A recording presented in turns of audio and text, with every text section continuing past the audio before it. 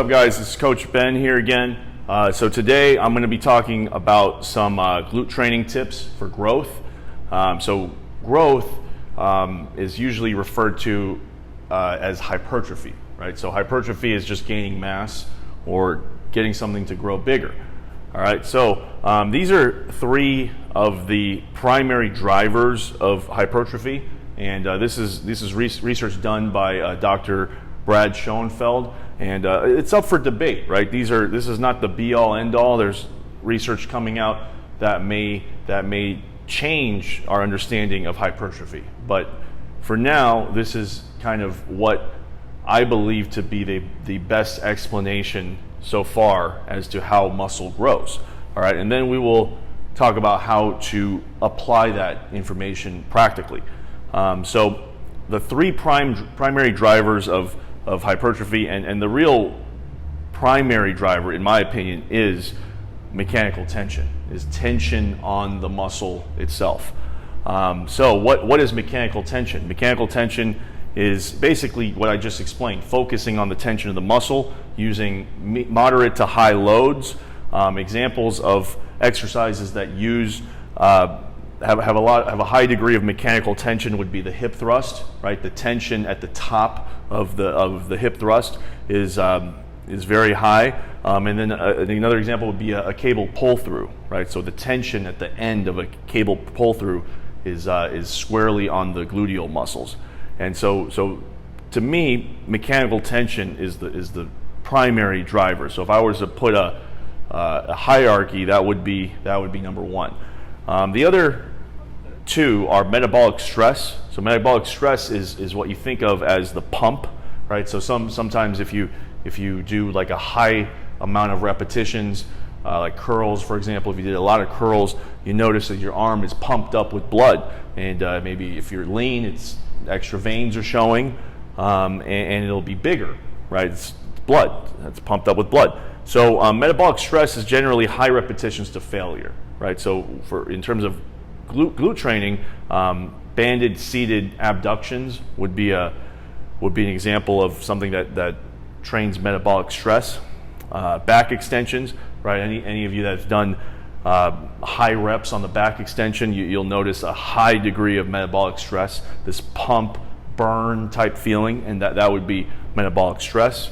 And the last is muscle damage. So muscle damage is working a muscle through a full range of motion, primarily focusing on the eccentric, the lowering portion. So like, for example, if I use the curl example, it would be focusing on using a full range of motion and then also focusing on the eccentric portion, which is kind of similar to mechanical tension, but the key of muscle damage is working a muscle through a full range. So exercises that do that very well, walking lunges, puts a good stretch on the gluteal muscles. Bulgarian split squats put a good stretch on the muscles, and that eccentric stress is really what we're talking about when we say muscle damage. Okay, so those three are for now the primary terms and the primary forces that contribute to growth or hypertrophy. Now this can change over the years, and there's research coming out every year that may change this, but for now we're in 2019. This is what we have, all right? And I believe it to be the best science so far that we have on hypertrophy. Okay, so practical application. All right, so how do you apply this? Right, so I'm going to go through just using these concepts, and then also just to kind of put it in layman's terms how you would apply these concepts, right? So let's go from the terms themselves. So from mechanical tension, right? Picking the exercises that cause the highest degree of mechanical tension, right? So hip thrusts, cable pull throughs, kettlebell swings are pretty good as well. That would be good for mechanical tension. Picking the right exercises. Picking the right exercises for metabolic stress, using exercises such as banded exercises, such as exercises where you could go to high reps to failure safely, right? Exercises that create a pump in the muscle. And then muscle damage is just picking exercises that are able to work the muscle through a full range of motion, right? So the hip thrust, for example, would have a greater range of motion than the glute bridge, right? So something that's done on the floor versus with your back elevated, there's more range of motion. Doing a walking lunge would have more range of motion than, say, a split squat or a static lunge, right? Just more range of motion. One of the exercises that I like the best for getting the glutes sore is walking reverse lunges, right? So that's an exercise that will create a ton of muscle damage to the glutes. And then with that in mind, we can also talk about, load, tempo, the sets and reps, things like that, volume, those terms, and we'll get to that on a later video. But practically, how you can apply this is just generally use sets of greater than 8 reps, right? Greater than 8 reps tends to hit all these in this fashion, right? So sets. Why would we use sets greater than 8 plus repetitions? Because the literature points to that as the best for hypertrophy. Now, that doesn't mean that you don't use less than 8 reps. There are times when you would, like for example, a deadlift. Sometimes I will go lower than 8 reps, even if I'm working on hypertrophy. There are certain things that work better, lower reps, and then there's certain exercises that just don't work great with lower reps, right? So for an example, let's take one of these.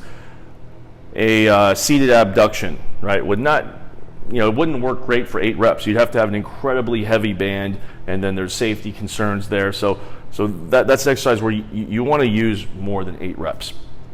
Okay, so generally use sets of 8, between like 8 and 20-ish reps. All right, the traditional advice was to use 8 to 12, but the newer research points to 8 to 20-ish. Okay, and that doesn't mean you have to use 8 plus. There are times where you use less. All right, second, train to near failure for optimal growth. This is for certain exercises and some of the time. Okay, not every time, but I would say most of the time in most of your workouts, you need to have some degree of training to failure for optimal growth. That doesn't mean you can't grow without training to failure, but from all the literature that I've seen on hypertrophy, you do want most of your later sets, like when you're doing like 3 sets of 12, for example, maybe on the 3rd set, you're gonna push to failure, and that's gonna give you optimal growth.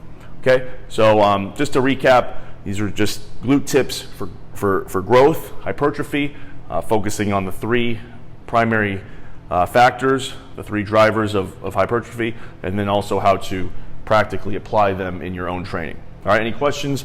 Just send me a message at Coach BZ on Instagram.